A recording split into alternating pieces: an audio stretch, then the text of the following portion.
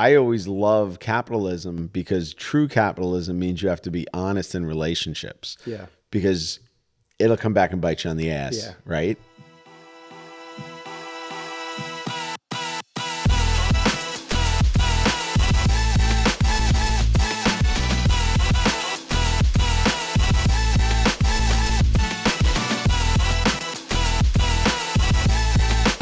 All right, we're back with the No Followers podcast. That's T. I'm Bob. And because we're brutally blunt all the time, even with ourselves, we screwed up an opening from another podcast. So we're just filling in the opening now. You are now going to go to the podcast called Fostering Business Relationships. What's it about, Bob? I think it's about business relationships and how to make them productive. How's that sound? That sounds great to me. Can I tell you a brief story? I mean, it's on topic. You're never on topic. It'll get there eventually. So recently we're constantly doing campaigns not campaigns, that's the wrong word. We're constantly reaching out to customers that we've worked with to try to get testimonials, feedback. It's just part of the process. So one of the arms of what we do is product development. So we reached out to some customers we did product development for and said, hey, would you mind filming a short testimonial and just sending it to us? And, we won't use anything you don't want us to use and all the usual stuff. And this one company who was someone that I bent over backwards to help, took multiple trips on site to do everything they needed to get rolling, never charged them for it, and did everything I could to get them going. I built them equipment. Since they got that equipment, they then got funding. And she wrote me back an email and she said, I'm very busy. I have no time in my schedule for anything. And she wrote this long email about how busy she is. And she was like, if you would like to write a testimonial, I'll sign off on it.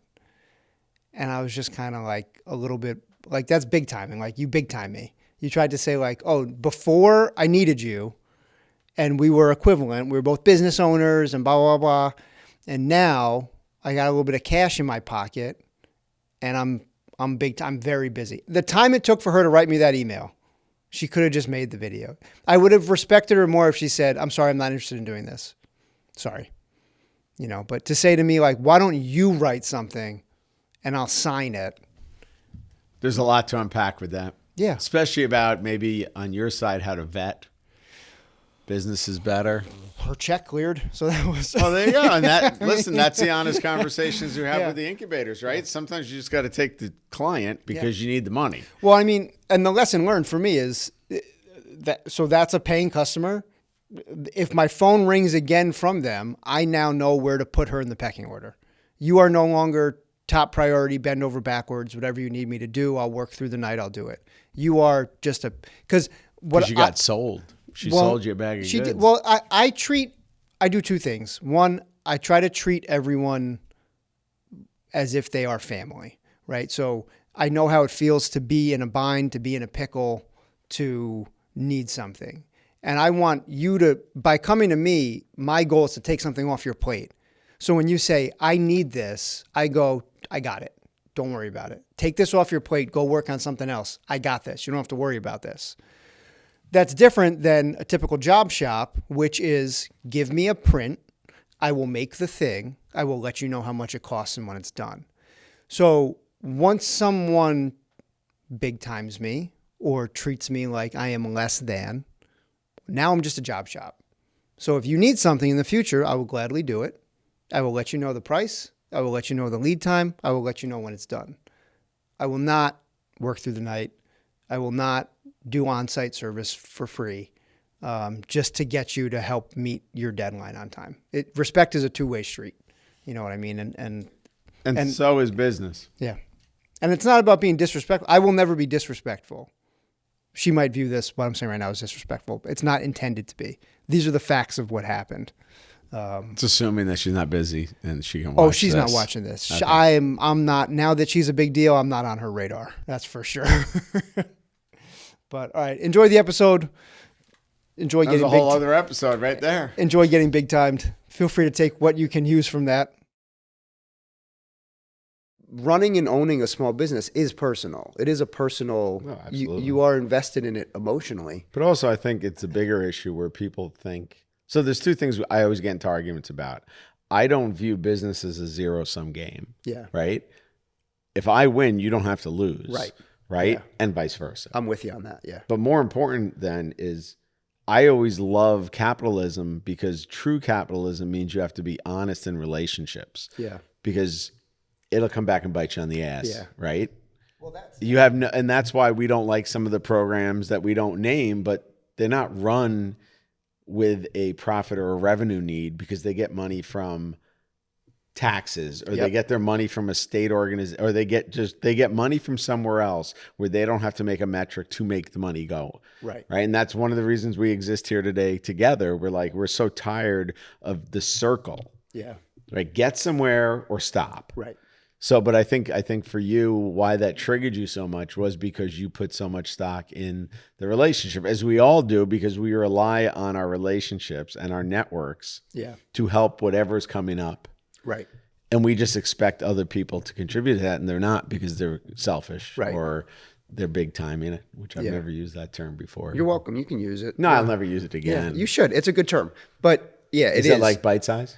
it's a bite-sized term for a way to describe people that are trying to big time you, you know? It's it is. It's just it's an annoyance of mine. Well, I think that ties into some of the stuff that we do at the incubator for people is people don't know how to time block. They don't know how to prioritize. They also don't know how to hold themselves accountable. Yeah, that's a big one. Right. And that's what we always do. And that's the thing that always comes back to both of us is like, you held me accountable. Yeah. Like we can't hold everybody's hand though. You have to learn that skill. Yeah. And if you're running a business, and I know a lot of people who are listening to this run their own business, they know they got to get stuff done or they don't get paid. Right. There are other places where they have economy of scale and you can float for a while without really delivering. And in certain industries, you can float forever without doing anything. Right. But that's not the world of small business. And that's not the world of a beginner inventor. I don't care how phenomenal your invention is. Yeah. Yeah. I think you're right on the money. And we can get into a whole discussion about relationship building and all that kind of stuff. But I do think that you hit the nail on the head with the fact that sometimes people confuse activity with being busy and all these kind of things. But it is also about that relationship building where like these two people that said that they were too busy or quite busy or whatever they said, my initial instinct is always the next time you call me, I will not be available.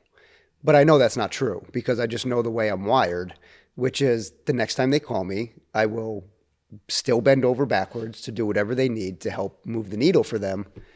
The thing that I'm realizing now is that it just might be a different price this time, you know? And yes, I take it. We differ on this a lot because I am completely, and you know this because I've said it to people's face in front of you. I will never work with you again. I don't care what you bring to the table because you've already proven to me that you're just not somebody I can rely on as a team member. And we look at everybody as a team member, right? We're either in it together or we're not. And that's where we always have disagreements, even vetting incubator members. For sure. Because I'm like, that person should never get in here. Like, you got to give them a chance. Yeah. So, and that'll come up in a future episode. Well, some people. That's going to bite you on the ass, that one. It already has that one. Yeah, kind of. Gloating a little. That's a bill that'll never get paid. That'll be bad debt at the end of this year. I think I'm owed a drink for that one at least. But I mean, listen, it's a part of it. You know, I mean, it's the gamble because it is part of your capital is like relationship capital. Well, that's all you have. Your success is tied to your network. Yeah, it always will be. And I will say this: these people that are out there, they big time, they do whatever. You get a little bit of traction. It depends on how long you want to exist in the ecosystem or in the world, because that reputation gets around real fast. And you see that when people jump in a lot of positions and a lot of startups. Listen, you have to get out of startups if they're failing, right? But there are people that almost exclusively genetically jump like every 6 months because they're burning bridges everywhere they go. Yeah. And they just jump into some new pond for a little while. Yeah. And, what kind of life is that? Yeah. Well, and it's what kind of person do you want to be? Whether or not your business is financially successful gives me very little insight into whether or not I want to work with you. For me personally, I'm more interested in you as a person and the relationship we'll build. And so it's one of the reasons we get along most of the time. But I didn't think we got along at all. But that's what I liked about it. It is very controversial, very combative working environment. But it is. We laugh a lot. Yeah, that's for sure. It is part of, the work that you do because, like I said, I will always try to show up for somebody, and I will always try to, work through the night or do whatever. And that may be my tragic flaw. Well, it's not a tragic. We all show up and do our job because we care about what we're doing, and hopefully you care about the people you're working with and for, and it's usually with, right? Because everything's a partnership. But you also have to look at it from the other side. Is if you're running a small business, you can't burn bandwidth on people that aren't going to reciprocate. And we say this with fundraising. Like I sit in a million fundraising, I was like, that's bad money. That's never going to help you when the chips are down, right? So you also have to look at that as like, am I going to spend time because I don't have economy of scale that I can work with you and you and you? And this is one of the issues with consultants. Small consultants can work with 6 to 12 clients a year. Most of their time, they're trying to get a client. So how do you work with a client and really focus on the client if you're always out hunting for a client? You're trying to do your BD, Right. And that's always kind of the disconnect. Yeah. And that's why, some of them are really good people and we work with a lot, and some we stay away from because we're like, you're just using us as a stepping stone. You're not even paying attention to what we're doing. Yeah. And listen, I'm not trying to say that if you've worked with someone or if you've worked with us, then like if someone reaches out, you have an obligation. I'm not saying that at all. I'm just saying my pet peeve is don't tell me that you're busy. Like either tell me you can't, which is fine, which is 100% fine, or say you can. But don't say you can, but just so you know, Bob, I'm very busy. I'll help you, but I'm very busy today. Okay? You know what I mean? Like it just doesn't, I don't need it. I don't like anything about it. So that's my rant. That's my rant for today. Well, you weren't very ranty though. Yeah. I mean, I try to tone it down. Really? Make You're it so mature now. I don't know you anymore. I'm not tossing. I don't think it's a rant. I think it's a good lesson for everybody to consider is, listen, we're all busy at times, right? We're all busy, families and life and everything else that gets in the way of whatever else you're doing. Yeah. But the biggest thing is how honest you're going to be with somebody. Yeah. If you're busy, just say that. Right. And offer an alternative if you still want to work with the person, which is the other thing. 100%. They just come back when they need you. Right. That's my pet peeve. Yeah. You couldn't help me when I needed you. Yeah. But then miraculously you need my help. Right. You can go F yourself. Right. Right? That's literally where we draw the line. Yeah. And I get it. Just be honest. And I think people are afraid to be honest. I think people read too many books where you have to be everything to everybody, and you don't. To be successful, you don't have to be everything to everybody. No. And I think you get further by just being honest. And again, being honest isn't being rude. Like I said, I've been party to and witness to and a part of many blunt conversations with you, and it's never once come across as rude. Some people may not like it. Oh, they don't. But I've also had conversations with people that are just rude, where there's no need for it. Or condescending. Or condescending and demeaning and belittling and stuff like that.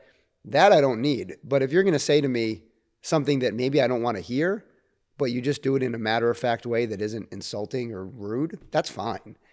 The line for me is drawn at rude, belittling, demeaning, insulting, all that kind of shit. And I draw the line where you're just blowing smoke. Yeah. Yeah, either end of the spectrum. I can't stand it. Yeah, I don't want either end of the spectrum. I don't want you to tell me I'm good. I want you to tell me what you don't like about it so I can fix it. Right.